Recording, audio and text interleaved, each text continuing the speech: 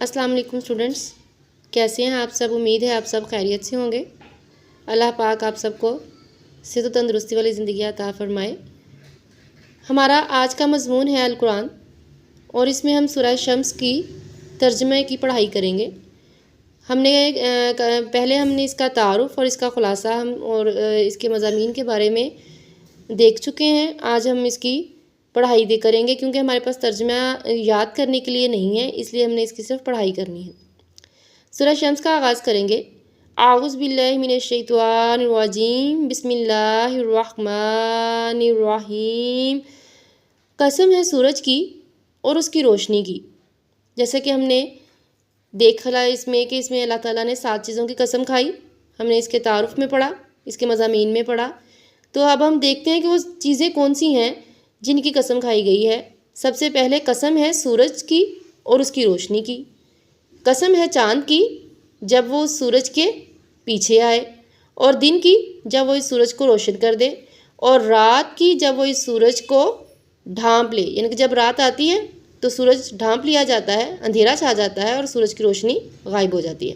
اور آسمان کی اور اس ذات کی جس نے اسے بنایا، یعنی کہ اللہ تعالیٰ نے 7 آسمان بنائے، 7 دنوں میں بنائے، اور بنانے والی ذات کس کی ہے؟ اللہ تعالیٰ کی۔ اللہ تعالیٰ اب آسمان کی قسم کھا رہے ہیں، اور ساتھ اس کی ذات یعنی کہ اپنی ذات کی، یعنی کہ بنانے والے کی ذات کی، اور ذات کی جس نے اسے بنایا، اور زمین کی اور ذات کی جس نے اسے بچھایا۔ پھر ہماری چھٹی قسم کیا کھائی جا رہی ہے؟ زمین کی اور اس کی ذات کی، یعنی کہ اللہ تعالیٰ نے اپنی قسم کھائی کہ میں اس کو بچھانے والا کون ہے؟ اللہ تعالیٰ، اور اس ذات کی جس نے اسے بچھایا، اور انسانی نفس کی۔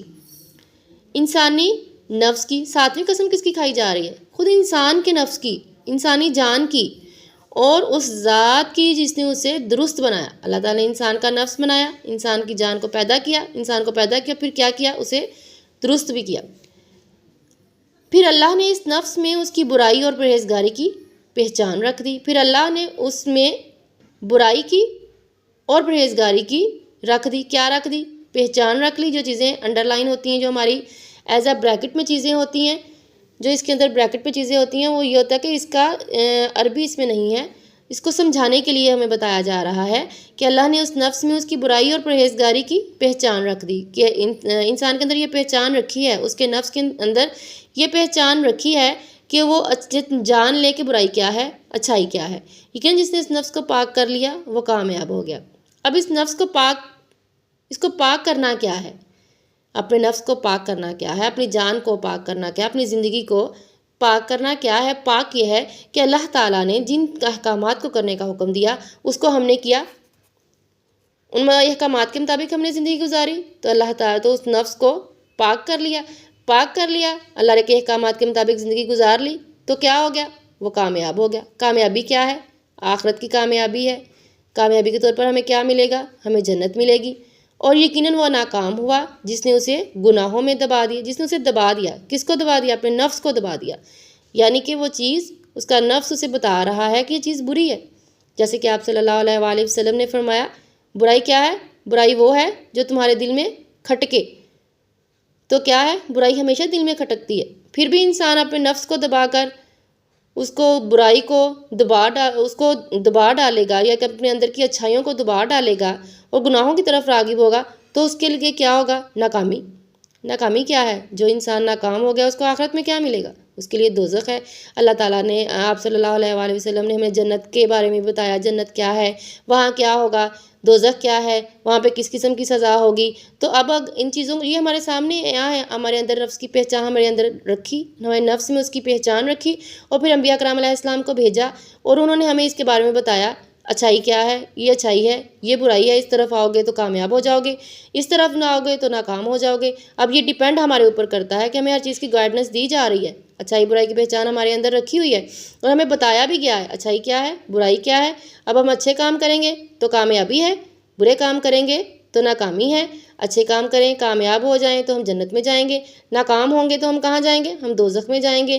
اور اب ہمیں یہ بھی بتایا گیا ہے جنت کیا ہوگی، جنت میں کیا کیا آرام ہوگا۔ تو اب ہم نے کوشش کرنی ہے کہ ہم اپنے نفس کو ان باتوں سے بچائیں جن سے بچنے کا ہمیں اللہ تعالیٰ نے حکم دیا ہے، تو انشاءاللہ ہم سب کامیاب ہو گئے۔ اللہ تعالیٰ ہمیں سب کو جنت میں لے جائے، اور اللہ ہمیں دوزخ سے بچائے۔ قوم سمود نے صالح علیہ السلام کو جھٹلایا۔ اب اس قوم میں اس جو صورت میں صرف ایک قوم کا ذکر ہے۔ کون سی قوم کا ذکر ہے؟ قوم سمود کا۔ قوم سمود کی طرف نبی کون تھے؟ صالح علیہ السلام۔ تو انہوں نے اس کو جھٹلا دیا۔ جھٹلا کیسے دیا؟ ان کی باتوں کو نہیں مانا۔ کس وجہ سے؟ اپنی سرکشی کی وجہ۔ سرکشی کیا تھی؟ جیسے کہتے ہیں ضدی، ہٹ دھرم، کسی کی بات کو نہ ماننے والا۔ ایک تو انسان ہوتا ہے انکار کرنے والا، اور جب انسان اس انکار میں حد سے زیادہ بڑھ جاتا ہے تو وہ سرکش ہو جاتا ہے، اور سرکش ہو جائے تو اس کو واپس آنا بہت مشکل ہو جاتا ہے۔ تو جب ان میں سے ایک بڑا بدبخت شخص، یہ بدبخت شخص کون ہے؟ بڑے برے نصیب والا، بڑا بدبخت، جس کا انجام بھی کیا ہوگا، کہ اس بدبخت شخص نے کیا کیا تھا کہ اس نے، جیسے یہ وہ شخص ہے اس قوم میں سے، حضرت سمود، حضرت صالح علیہ السلام کی قوم میں سے ایک آدمی ہے، ان کی قوم ہی ان سے خود ڈیمانڈ کر رہی ہے کہ اچھا آپ نبی ہیں تو چلو نبی ہیں تو ہمیں معجزے کے طور پر کچھ دکھائیں، اپنا معجزہ دکھائیں۔ تو وہ کھڑے تو انہوں نے کہا اچھا آپ نبی ہیں بتائیں تو یہ پہاڑ ہے، ہمیں اس میں سے اونٹنی نکال کے دکھاؤ۔ تو اس وقت حضرت صالح علیہ السلام نے اللہ تعالیٰ سے دعا کی، تو اللہ تعالیٰ نے معجزے کے طور پر وہاں سے پہاڑ میں سے اونٹنی نکالی۔ تو پھر اس اونٹنی کے جب وہ اونٹنی آئی تو ان سے اللہ کے رسول صلی اللہ علیہ وسلم نے فرمایا کہ حفاظت کرو۔ پھر اس اونٹنی کی حفاظت کا کہا کہ آپ نے اس کی حفاظت کرنی ہے، تو اللہ کی اونٹنی اور اس کو پانی پلانے کی، یعنی کہ اس کی حفاظت کرنی اور اس کو پانی پلانا۔ وہاں ایک کنواں تھا جس سے سارے لوگ پانی پیتے تھے، تو حضرت صالح علیہ السلام نے کہا کہ اس سے ایک دن اونٹنی پانی پیے گی اور دوسرے دن سارے لوگ پانی پئیں گے۔ تو پھر کیا ہوا کہ وہ بھی لوگوں سے برداشت نہ ہوا، تو ان لوگوں نے ان صالح علیہ السلام کو جھٹلایا، یعنی کہ انہوں نے حفاظت کا حکم دیا تو انہوں نے ان کی بات کو جھٹلا دیا۔ پھر کیا کیا؟ اس اونٹنی کی ٹانگیں کاٹ ڈالی، اس اونٹنی کی ٹانگیں کاٹ ڈالی، کونچیں کاٹ ڈالی۔ بعض جگہ پہ کونچوں کا ذکر آیا، کونچوں سے مراد ٹانگیں، ادھر انہوں نے ٹانگوں کا ذکر کیا۔ اور کس نے کاٹی؟ وہ ایک بڑا، یعنی کہ ایک شخص اس میں سے اٹھا اور اس نے کیا کیا؟ اس کی ٹانگیں کاٹ ڈالی۔ تو ان کا رب نے انہیں عذاب دیا۔ تو ان کے رب نے عذاب کس وجہ سے دیا؟ کیونکہ حضرت صالح علیہ السلام نے ان کو اونٹنی کی حفاظت کا حکم دیا تھا، لیکن انہوں نے اس کی حفاظت نہیں کی۔ تو کیا ہوا؟ نتیجے کے طور پر ان کے رب نے انہیں عذاب دیا ان کے اس گناہ کی وجہ سے، پھر سب ہلاک کر کے برابر کر دیا۔ جیسے مختلف اقوام پر مختلف قسم کے عذاب آتے رہے، تو پھر اس کو، یعنی کہ اس کی بستی کو تباہ کر کے برابر ایک زمین کی طرح کر دیا، اور اللہ اس کے انجام سے نہیں ڈرتا۔ یہ کہ جو ان کا انجام ہوا اس کا اللہ تعالیٰ کو کوئی خوف یا ڈر نہیں ہے۔ یہ ہماری آج کی پڑھائی ہے۔ انشاءاللہ ہم اس پڑھائی کو ہم سمجھ کے پڑھیں گے تو انشاءاللہ ہمیں بہت جلدی یاد ہو جائے گا۔ آج کے لیے اتنا ہی ہے۔ اللہ حافظ۔